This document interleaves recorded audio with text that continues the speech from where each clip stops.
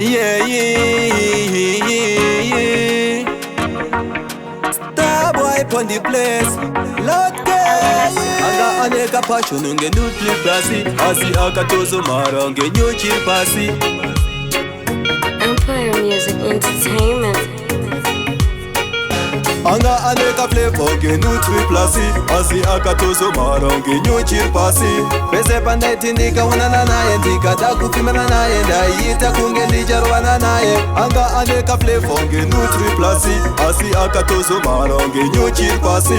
Pese pandai ndika wanana naye ndika dakufimana naye ndaita kunge ndijarwana naye. Guess what? Akamuzora niyani I can't remember nenge mdara webenzi kani Mota zaimutora tingani Mula ini zichimira pageti kani Achiti ini andina mari Asinda kangura mbandiri steti kani Life yacho hona zvairi fani Takumupusha nebara kuzvipeshi kani Anga aneka flavor genutri plasi Asi akatozo maronge nyochir pasi Pese pandaiti ndika wanana naye ndika dakufimana naye ndaita kunge ndijarwana naye Anga aneka flavor genutri plasi Asi akatozo maronge nyochir pasi Pese pandaiti ndika wanana naye ndika dakufimana naye ndaita kunge ndijarwana naye Ainyanya kuzvifonera achinetela uti ndikakutora ngakuise pai Asi ndakazvionera iko zvino akunyadzisa maikani Handichana kukuona ukandiona ndichipfuura ndapota dziura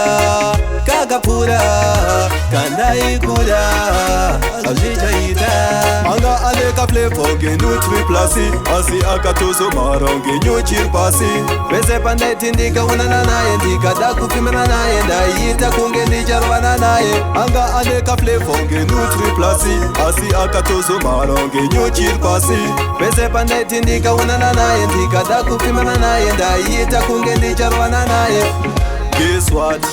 Akamuzora niyani I can't remember nenge mdara webenzi kani Mota zaimutora tingani Mula ini zichimira pageti kani Achiti ini andina mari Asinda kangura mbandiri steti kani Life yacho hona zvairi fani Takumupusha nebara kuzvipeshi kani Anga aneka flavor genutri plasi Asi akatozo maronge nyochir pasi Pese pandaiti ndikaonana naye ndikada kufimana naye ndaita kunge ndijarwana naye Anga aneka flavor genutri plasi Asi akatozo maronge nyochir pasi Pese pandaiti ndikaonana naye ndikada kufimana naye ndaita kunge ndijarwana naye Ainyanya kuzvifonera achinetela uti ndikakutora ngakuise pai Asi ndakazvionera iko zvino akunyadzisa maikani Handichana kukuona ukandiona ndichipfuura ndapota dziura